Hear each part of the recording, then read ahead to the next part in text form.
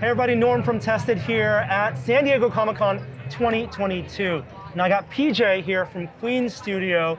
You guys are showing off some amazing one-to-one, life-size bust recreations of favorite Marvel characters, from Peter Parker Spider-Man to Doctor Strange, Loki, Captain America.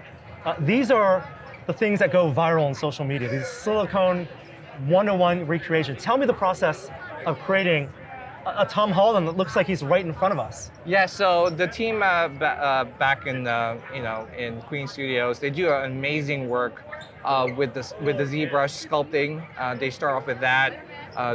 From that, they get the mold from their work, and then they'll get the silicone molds off of that.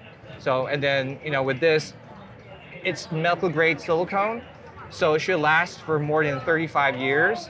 And to be honest, to really capture the likeness of a character, of an actor, you have to go with silicone. Just because you can see like the pores, the textures of the skin that you can't really get with other resin or maybe just other statue material.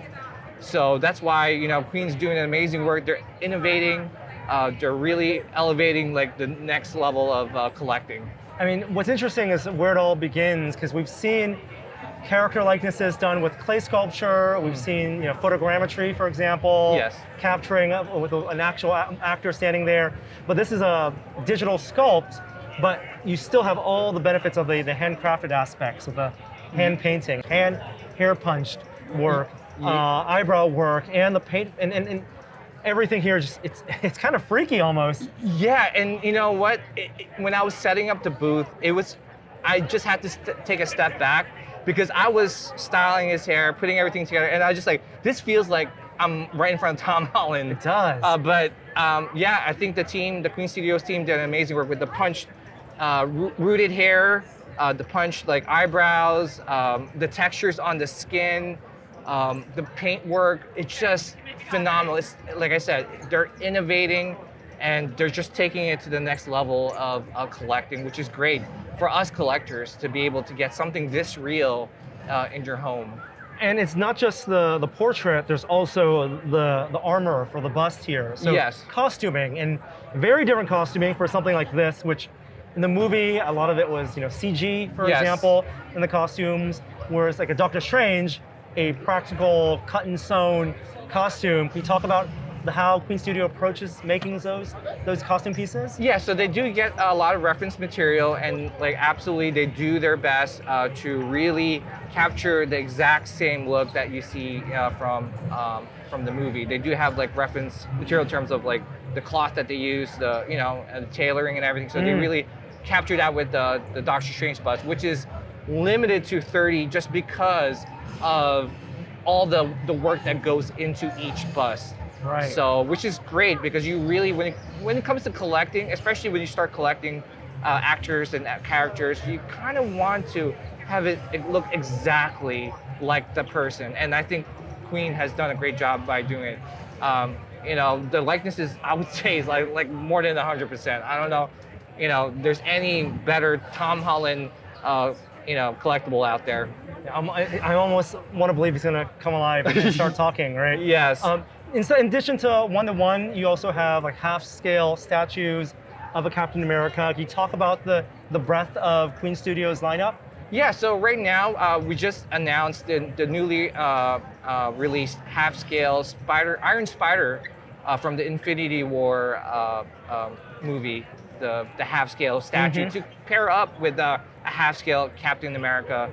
And to be honest, I picked up one myself just because it looks so absolutely amazing, especially to have, there's one thing too, when you go that big, it has a presence. And when people come over your house, they gravitate to something that large, as opposed to something that's a smaller scale.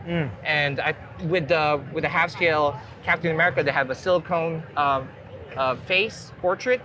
Obviously, like I said, with the silicone, you kind of have to go that route to really capture the likenesses of these actors and actresses. And because it's digitally sculpted, they can scale up and down. It's just about the actual then manufacturer of and the paint application, the finishing work that is different for different scales. Yes, it goes with the full scale life-size bust that we have. So, exact point, great point.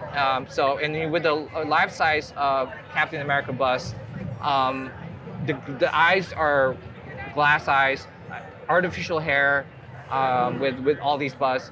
I'm telling you, just next level. I'm blown away.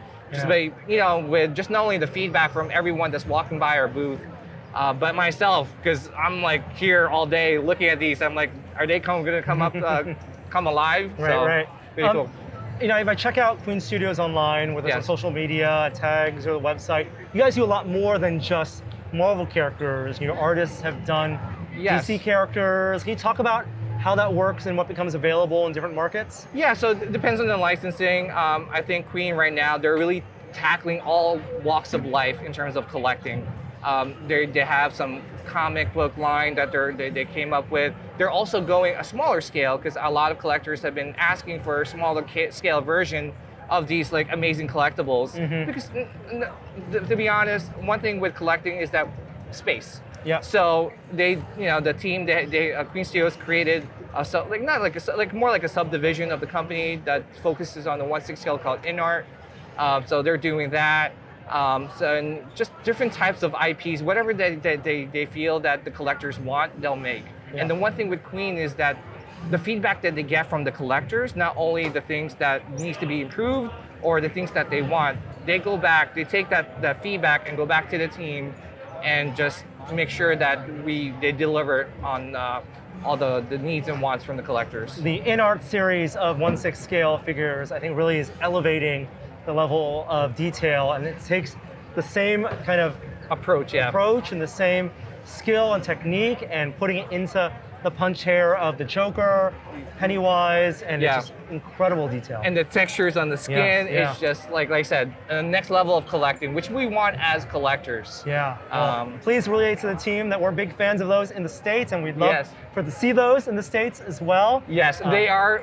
They do have some stuff in the works, so there is going to be some announcements soon in regards to some 6 scale characters that might be licensed for the States. Awesome, that's great to hear. And PJ, wonderful to meet you. Nice to meet you. Thank you so much.